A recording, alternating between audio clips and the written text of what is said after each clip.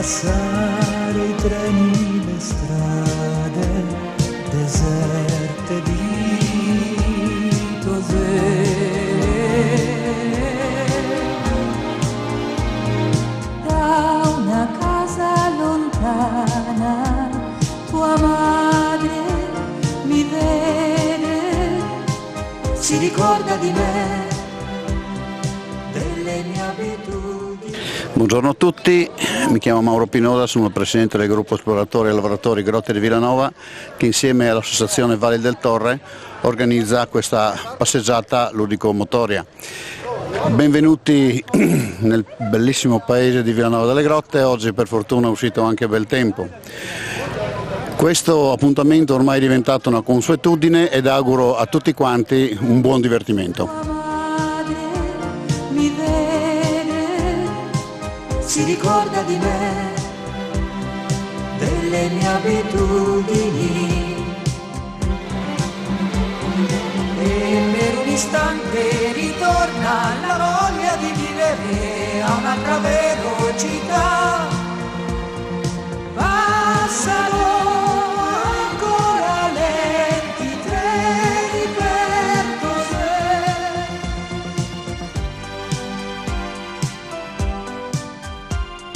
Nelle chiese abbandonate si preparano rifugi e nuove astronavi per viaggi interstellari. In una vecchia miniera distese. Ci troviamo all'interno delle Grotte di Villanova, lungo il percorso storico. Proprio in questa sala, la sala del Pozzo, sono penetrati gli scopritori delle Grotte di Villanova, calandosi con delle funi da un'altezza di circa 37 metri. Quest'anno si è celebrato il 90° anniversario della scoperta delle Grotte di Villanova e in questa occasione abbiamo voluto far passare i marciatori che lo desideravano, muniti di adeguata attrezzatura, all'interno del percorso storico di Villanova. Distese di sale è un ricordo di me, come un incantesimo, e per un istante ritorna la voglia di vivere a un'altra velocità. Passano Quest'anno, lungo il percorso della marcia di Villanova delle Grotte, del 15 agosto abbiamo avuto anche una bellissima sorpresa, perché c'è una bellissima festa organizzata da chi e perché.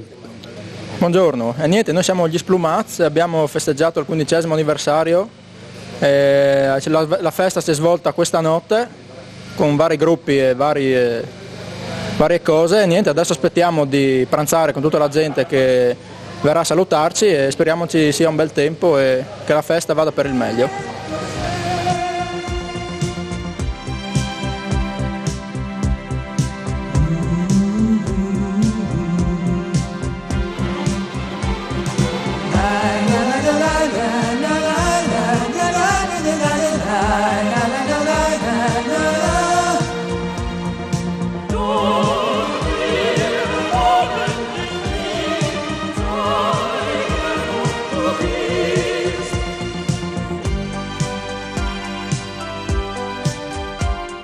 Nei villaggi di frontiera guardano passare.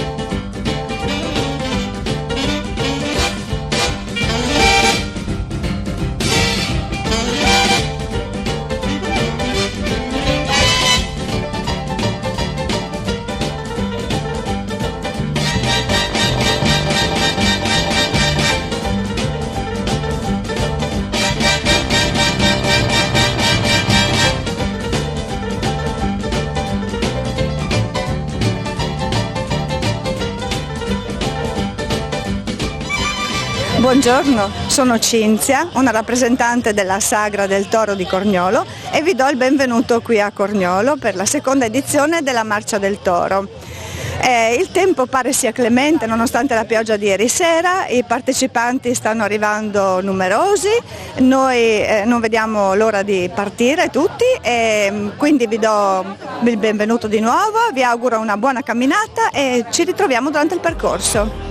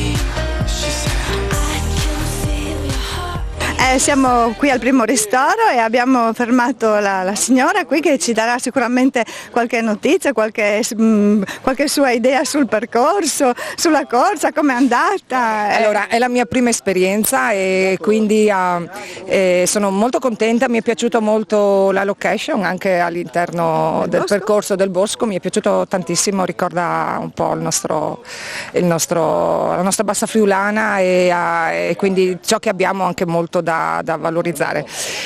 Bello, adesso sono in mancanza di ossigeno. Bene, grazie. Allora puoi rifocillarti qui al ristoro. Grazie.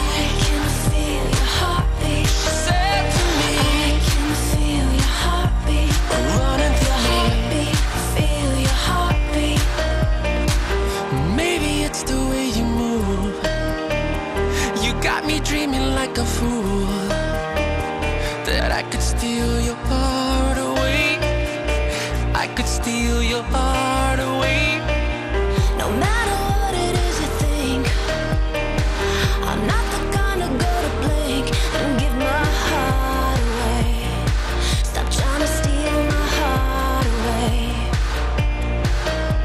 I don't know where we're going, I don't know who we are. Il bosco Sgobitta, circa 7 ettari di terreno, rappresenta un piccolo esempio del nostro antico ambiente di pianura, il bosco planiziale. È un toponimo rarissimo, si pensa derivi da gobba ma non si è certi, rappresenta uno degli ultimi ambienti rimasti facenti parte della selva lupanica. Qui c'erano molti animali selvatici, un tempo anche i lupi, e adesso c'è un ripopolamento di volpi. La vegetazione è costituita in maggior parte da farnia e carpino bianco e si trovano naturalmente anche le piante di Corniolo che hanno dato il nome poi alla nostra comunità di Corniolo.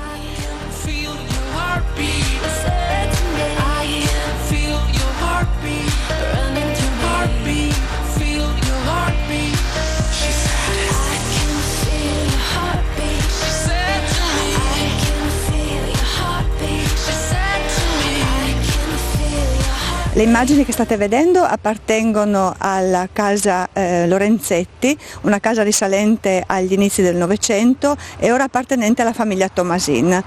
La famiglia Lorenzetti era proprietaria di numerosi terreni qui a Corniolo e anche di una ruota idraulica che rimane ancora qui vicino alla casa e che serviva per la pilatura del riso.